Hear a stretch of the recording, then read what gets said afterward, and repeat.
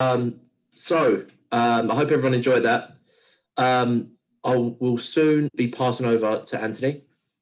Before I do that, I just want to put a poll up, and this really is to help us and really just to really show people exactly what type of opportunities are out there, but also to help Hesper later on as they talk about career development.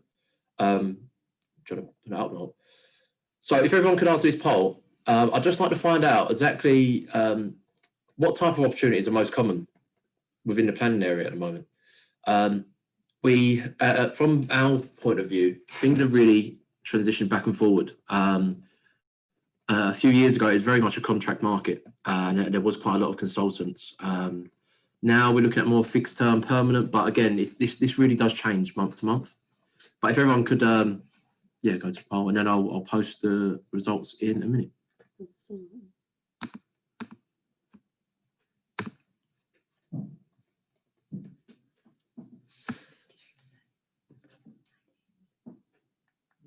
Cool.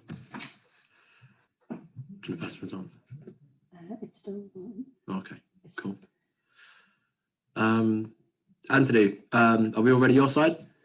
Yeah, I'll just give a go of trying to share the screen, but it says host has disabled it. Do you want to just, can you put the... Sorry, by the way, I'm not speaking to myself here. Laura's on the other side of me.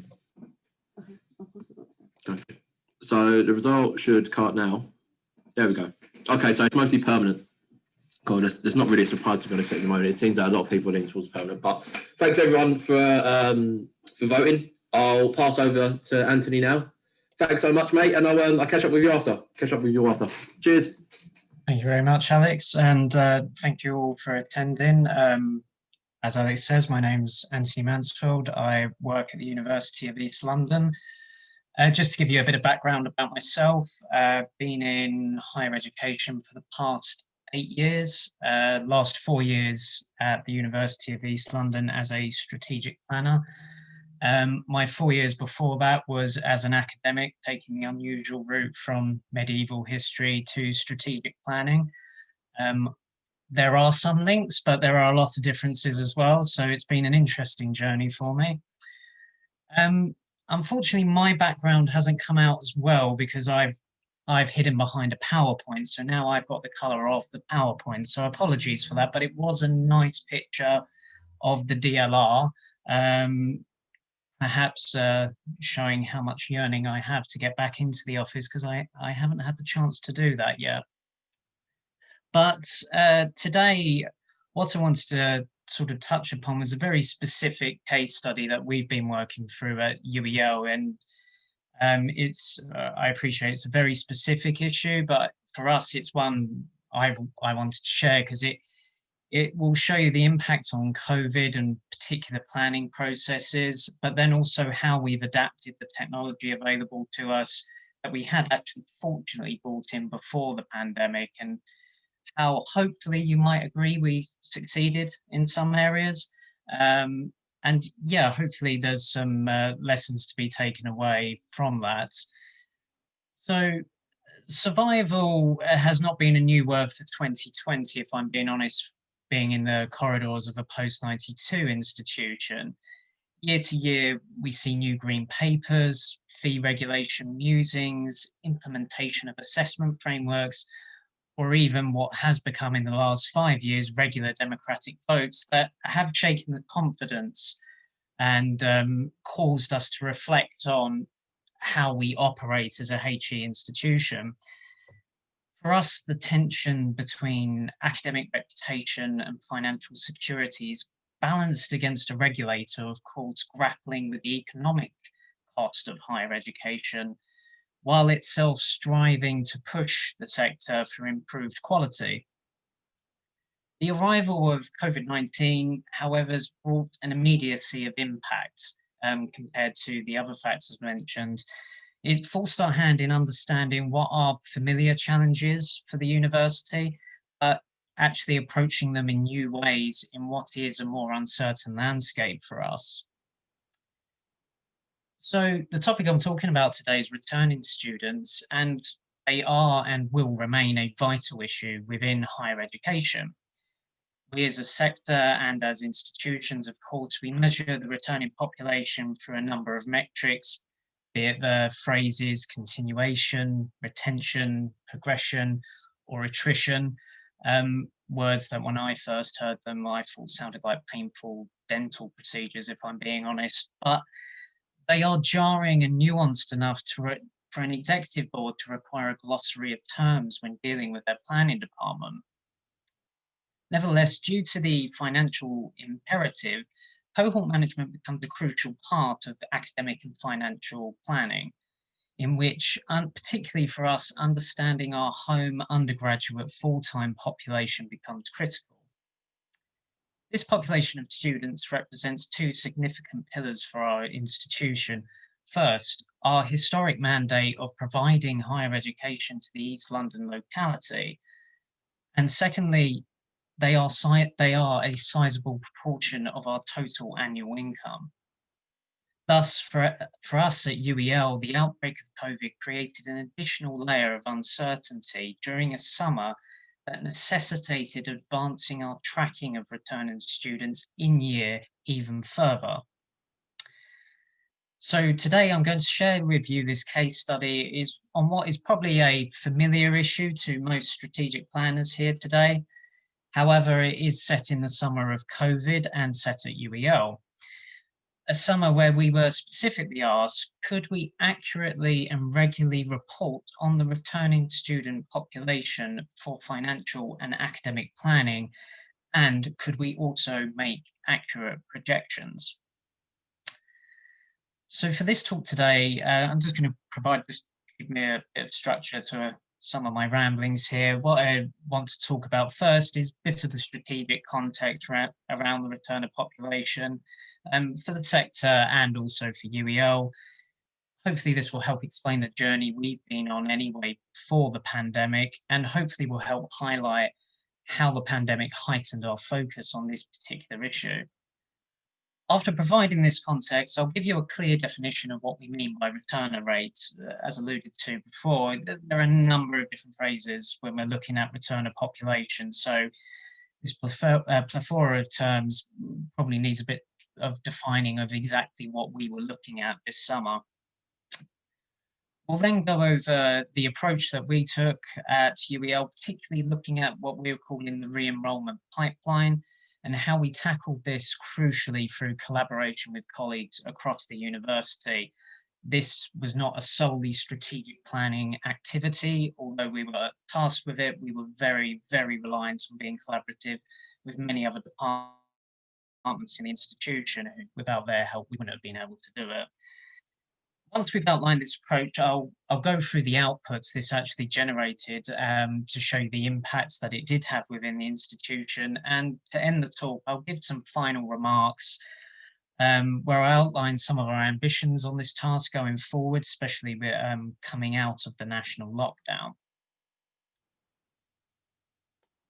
So for a bit of strategic context, in the sector, as we've said, returning students are measured as a sign of academic quality in an institution, or as one particular sign. I'm just going to move my floating head here because it's a trick I learned about Zoom, and it blocked that bit. So I'm just going to quickly move that. So perhaps the most obvious example of metrics will be the notoriously lagging continuation rate. The measure for first-year students returning to the institution, which is utilised, as we know, by league tables and the Office for Students.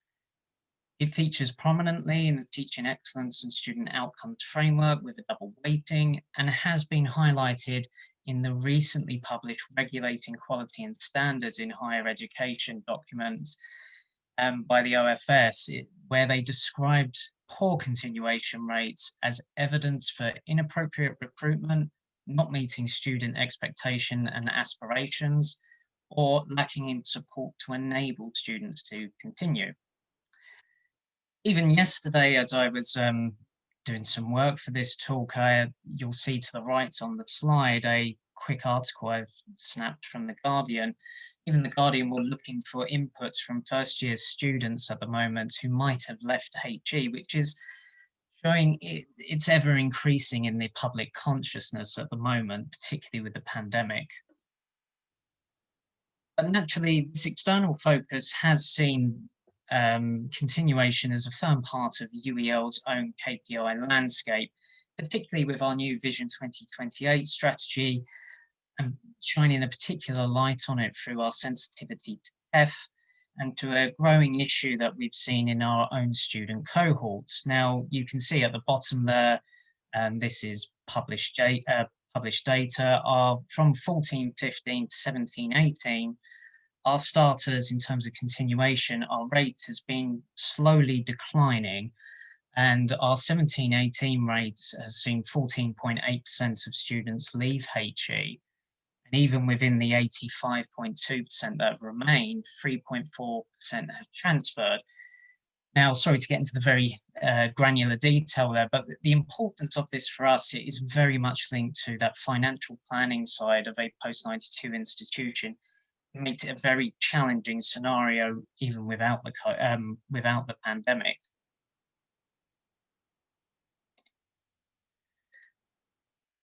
So before the pandemic itself, these start numbers had firmly been part of our own performance monitoring framework and our student number planning. So what I'm showing you here, this is all dummy data that I'm showing, but just sort of a couple of examples of things we've been working on in the planning department. So we produced a new key performance indicator that was an in-year measure of level 4, what we were calling level 4 FTE attrition, which could be refreshed quarterly. And what you see on the top right here is our KPI dashboard, where we were able to roll this out through Microsoft Power BI. In addition to this, we were also discovering that once the pandemic had hit, there was a growing tension. So as our student number rounds, as we develop the model and produce targets, our progression targets came before the pandemic. So we were finding a growing tension in the university about certainty on these numbers. And what we had shown before is this bottom right Excel graph, and I apologize because it's very small, but just to give you an idea, this black line here was a tracking of week-to-week withdrawals, and the blue and yellow lines that you're seeing above was how we've done in previous years. So before the pandemic, we were trying to give a sense of registry processes as well as trends in the year of when we've seen dips in students before to our executive board and schools to help them manage this issue far more clearly. But as I said earlier, the arrival of COVID raised several questions, and the most common ones were, do the progression rates that the student number rounds were producing, did they remain valid? How will the students respond in returning during a pandemic? Do you think that funny graph, the one that I'm showing you, will it actually now break rank compared to the previous trends? Is this now a redundant piece of work? And how will the changes in our own academic framework in March in response to the pandemic impact our students' ability to progress? Just before I get into exactly what we did, I think it's important I give you a definition of what we mean by this returner rate, and very happy to take questions on it at the end, because I appreciate there's a lot of nuance institution to institution when looking at this. But anyway, like most of you, we've seen many phrases in the summer. The phrase of the summer for me, unfortunately, it wasn't hands, face, or space, nor sadly was it considering the travel corridor and whether I could go on holiday. Rather, it was UEL's returner rate, which incidentally, no one was quick enough to perhaps go, could we call it UEL's R rate, but it was UEL's returner rate. It's a rather unscientific term, so what did we exactly mean? Our definition for this term referred to the rate of students who were enrolled at UEL in the academic year 1920 and returned as an enrolled student in 2021. Now, we were looking at our entire population, UGM, PGT, and PGR. However, for this talk, I'm just going to focus on the undergraduate population, mainly due to the significance of this population for an institution like ours. As I say, it is a significant chunk of our annual income, and it was the most pressing concern for us. Ultimately, we had two objectives in this. Could we produce a headcount for what was called the weekly enrollment tracker that the University Executive Board would see, so they can see the actual numbers week to week and how they changed? The second objective was producing an FTE calculated forecast to underpin our budget reforecast for 2021. And in this, we had to factor in what we were calling the progression pipeline.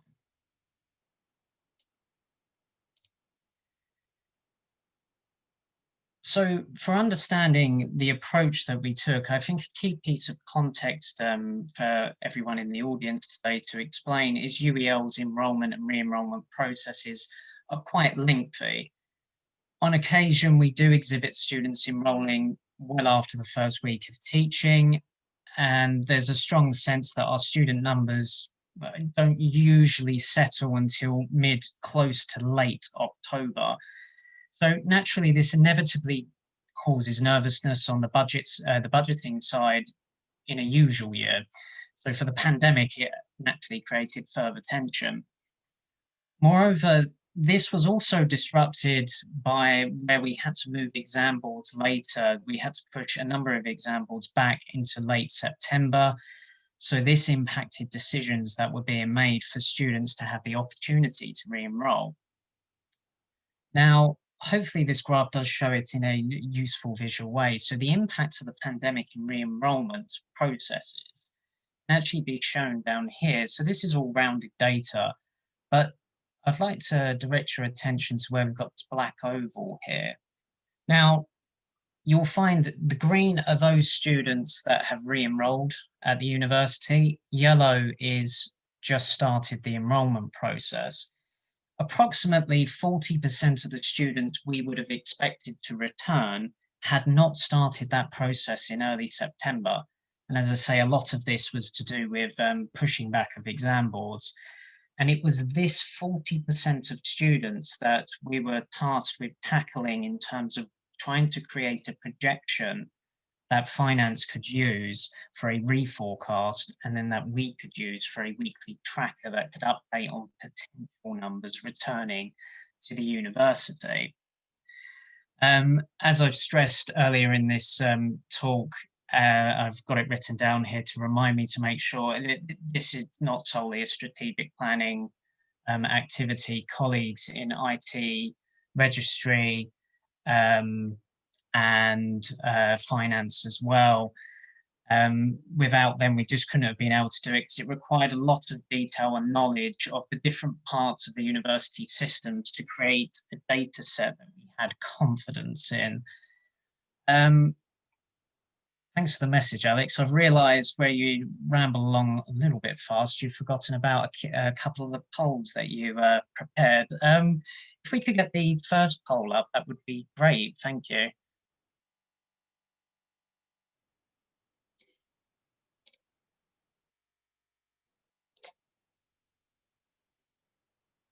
So as you all answer that, I'll move on to the approach and the particular tools that we were using. So to achieve this rapid turnaround and supporting regular reporting, we needed to adapt what we had. We couldn't just, unfortunately, as Dean alluded to in his talks, with everything else that you're trying to do as business as usual, coming up with an entire new process is a bit of a challenge on the fly. And speed was the essence here to try and give a bit more confidence about the budget. So we adapted what we had, and before the pandemic, we were quite fortunate. The institution had made the strategic move to move away from poll results there, that's good to see, the institution had moved away from a ClickView based of analytics, and we'd moved towards Power BI, and we've taken up a greater partnership with Microsoft in terms of particularly Microsoft Teams. This gave us a lot more flexibility for those here who have used ClickView. By comparison to Power BI, for us, Power BI was a lot easier to use, a lot easier to adapt as well, and this is what was particularly important for us. So the immediate tools we had to hand were our Power BI apps. So at UEL, we're very fortunate to have an enrollment app in Power BI and a progression app, which we did modify for this task, which I'll explain a bit later. We had our Microsoft Teams group, this student number reporting group, and those two pictures at the side there are pictures of the app and the group itself.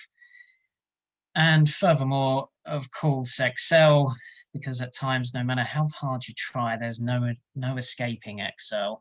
And this was essentially, once the models were built, we had to obviously pass this around and actually show the information in a way that could be digested quickly. So to go through like the steps that we took, and apologies if this is a bit granular, but our first step was adapting the progression app. So the progression app needed to do the heavy lifting of the data processing for us. So previously, our progression app at UEL would calculate all students that had a progression code in a particular academic year. So for this task, we created a switch on the app that allowed us to remove any student within the 1920 year that had a re-enrollment code in 2021. So then we could isolate that 40% of students on the graph I showed you earlier and start mapping some weightings. So what we would have is two data sets. We'd have those with re-enrollment codes, those without, but had a progression code in 1920. With that second data set, the progression codes in 1920, but no re-enrollment code in 2021, we then collaborated with Registry, who gave their insight into what they were expecting, what they would usually expect from particular progression codes, and certain at UEL we have 6 schools, and certain schools had far later exam boards than other schools within our portfolio. So they were able to help us establish clear rules on how to weight the potential of these progression codes to be returners. So 8 of the codes were excluded from final calculations. 4 codes were given a 90% probability of returning. 1 code was given a 75% weighting, and for 1 school, it depended once we passed a certain time. Once we passed a certain date, in September, we adapted the weighting to lower dramatically because there were no more exam boards going on. So certain progression codes were then seen as it's very unlikely that they're returning. This also had a couple of filters within this. So we were mainly focusing on semester A, and also we didn't include block 3 students who were not on a foundation year course to start with. So the final piece of the jigsaw was actually incorporating finance's fee understanding.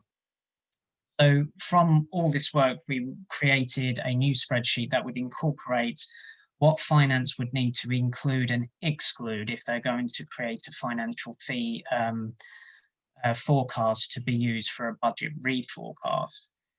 So again, just to reiterate, that is us using Power BI apps to generate data, to produce models that could then allow us to produce a new set of data, and then could be used for counting purposes and then tuition fee forecasting. But with this achieved in a short turnaround, the main thing, as most of you will probably all appreciate here, and if we could actually put up, I think it's the second poll, guys, it might be the third poll where I've gone over a bit.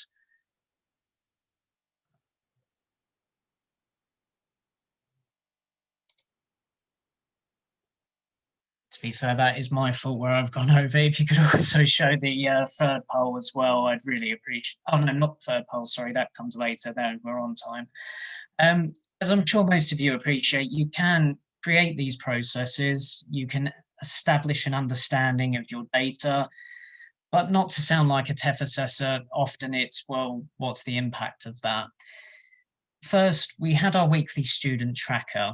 Of course, as I've said, the challenge came out of, can you report on this weekly? So projections that we produced were incorporated into our accounts. So we had an enrollment tracker that was looking at new student enrollments. Thanks for, oh, that's really interesting results on the poll. To give everyone an idea, we recently last year moved to Alteryx, having done it in ClickView the couple of years before, and Excel before that, and involved on the Excel one, I'll tell you, Alteryx made life a lot easier. Yes, as I say, it incorporates our external relations projections on, external relations department projections on new students coming in. So we were able to incorporate our returner projections to give the executive board a greater sense of what student numbers were looking like and what level of confidence could they have with, of course, Board of Governors approaching. A crucial facet, though, of this reporting, and I would stress to everyone, and again, this was being fortunate enough to collaborate with colleagues and colleagues willing to collaborate with us, Registry was able to provide us a narrative context to this data.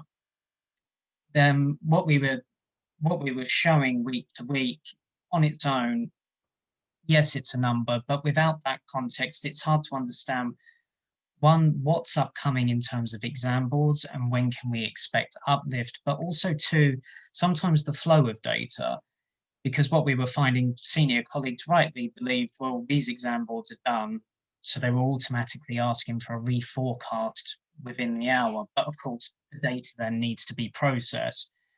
So having Registry provide that narrative context was crucial to giving further understanding to this. Otherwise, it was tables of numbers. As mentioned, the pandemic forced boards to be pushed back and students' path to re-enrollment had stalled. So again, that Registry context was crucial just to help explain where students were in the process, but also where we were in the process as some of the core central services.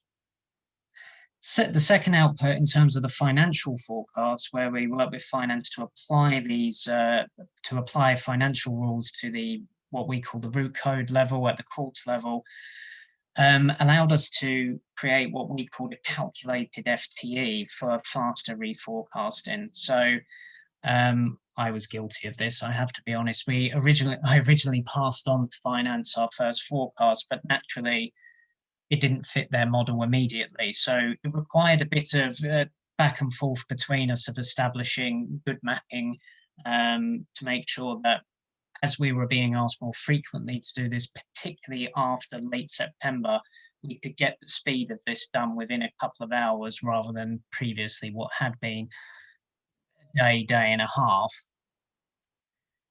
So as I said, we refreshed this over the period of September, and we did have to refresh it a couple of times into October. And what I think most of you will be curious to know is, well, how close did you get?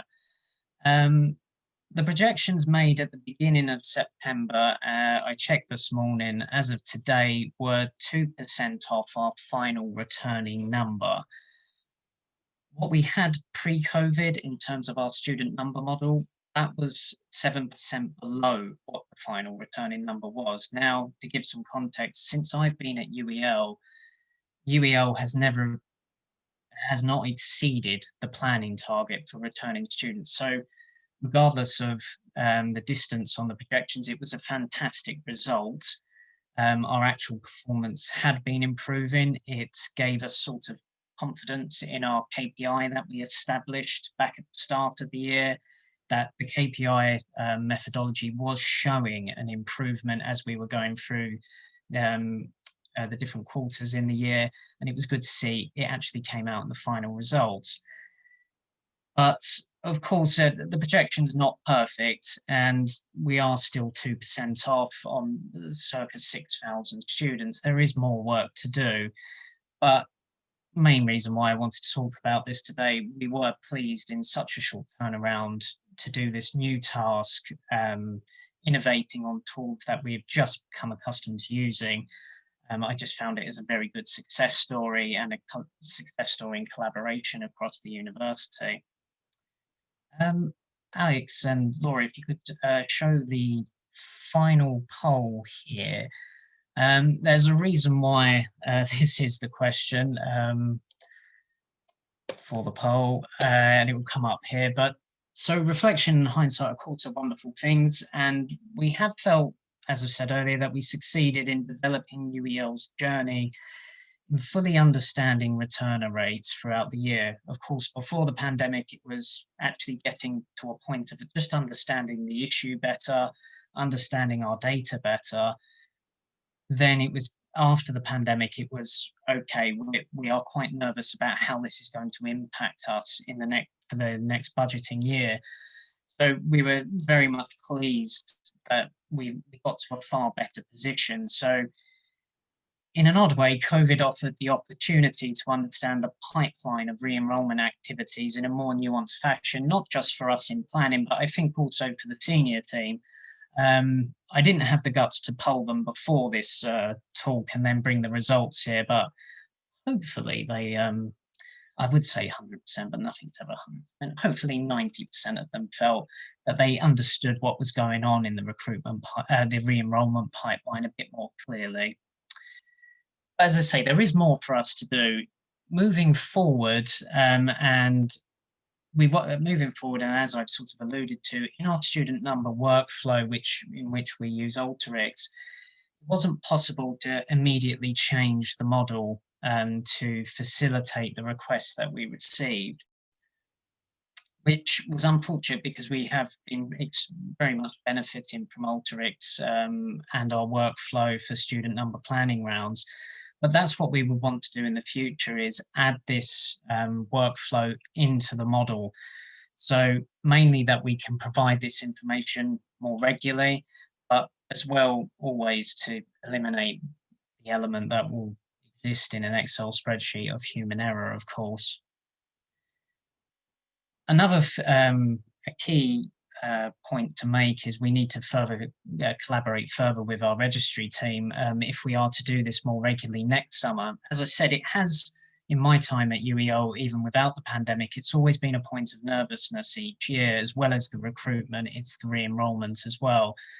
And one thing we need to do further, and that we sort of touched on as we were sort of concluding this process, is perhaps adjusting the weightings further as we pass each week. We did it for one school, but naturally there is a level of complexity that we were missing in this. And I think it would need to be done just to make sure that even being 2% out wasn't a fluke, just so that you could give people more confidence in that September period particularly. All these activities, I believe, will be crucial for the university in ensuring excellence in its academic reputation, excellence in its metrics for returning students. I think the matter of this becomes increasingly significant, and this is why I put up the poll, because post-pandemic, with the OFS's exploring of B3 registration baseline thresholds in quality indicators, which did include continuation, in that publication, the OFS did state they are looking for these indicators to become, quote, more challenging.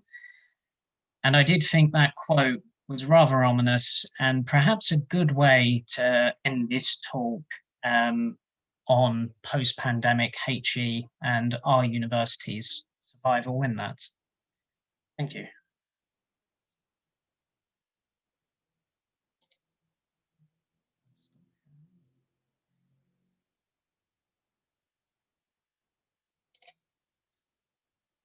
Alex, shall I go straight to the questions?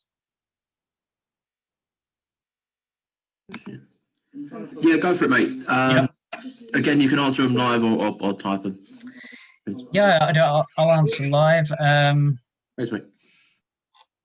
for anonymous questions, I'll just start from the top. Yes, so for have you used Power BI, the Power BI tool in your team? Yes, so Power BI and data analytics at UEL is it's quite egalitarian. Not one department has sole control over it in terms of IT, are definitely the ones that facilitate it. But in planning, external relations, I think a couple of other teams, I think finance as well, we all have a role in creating our own apps. So what I showed you earlier was a Power BI app that my team created in terms of the key performance indicator app. That was done earlier in the year actually, because we had an update on our key performance indicators before the pandemic. In terms of the work that we did for this, fortunately, my IT colleague, and I have to name him because he's just wonderful, Simon Gill, he was the one that designed the enrollment and progression apps. Now, fortunately, Simon is excellent to work with, and alongside him, he allowed myself to essentially design that sort of switch we were looking for, which allowed us then to bring out the data whereby we had students with no 2021 enrollment record, but a 1920 progression code.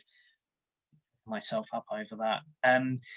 For ourselves in planning as well, we've also recently produced a league table app, which we've incorporated into our KPI app. And our student number model, although it's based in Alteryx, our number analyst has created a Power BI app of student numbers, which takes the output from the Alteryx model into a Power BI app. And as a team, there's a lot of ambition to keep pushing and seeing how far we can go with this. As I say, we were on ClickView before. I think Power BI has just been more accessible for the team. So yes, there's been definitely a lot of use of it since its arrival at probably the beginning of the 1920 academic year.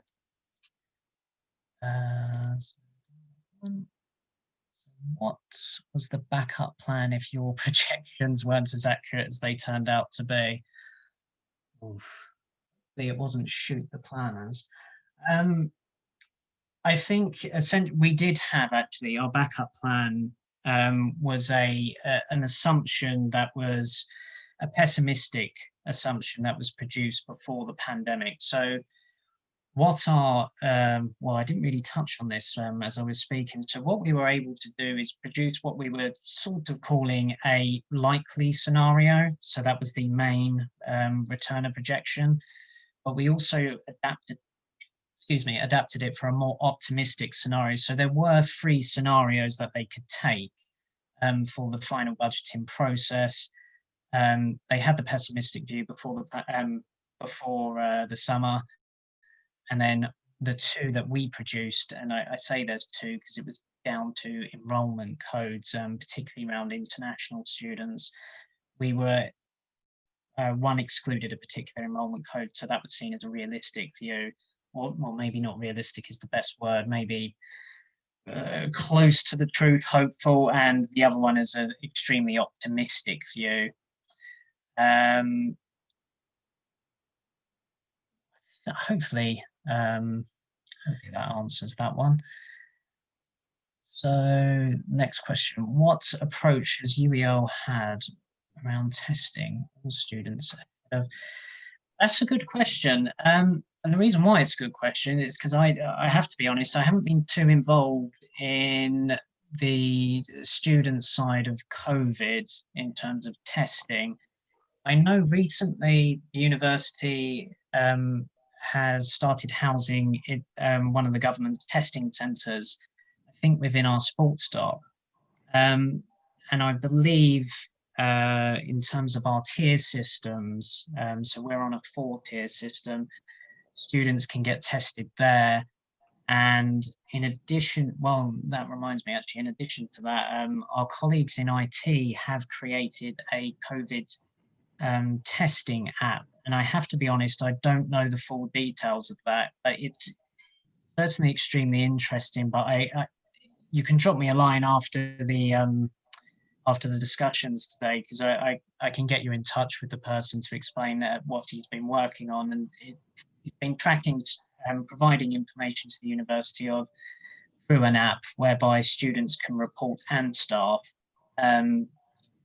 how they're feeling that day, whether they've contracted any symptoms, and if they have they taken a test. So I know we have been working on that. Andrew.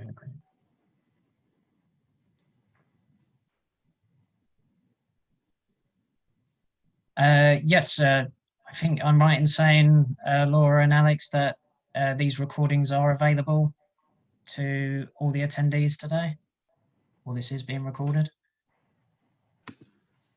Yeah, so I've just answered in the chat, but yeah, just to let everyone know, this is being recorded. It will be sent out to every attendee here. It'll be posted on our LinkedIn, and obviously available from us whenever anyone needs it.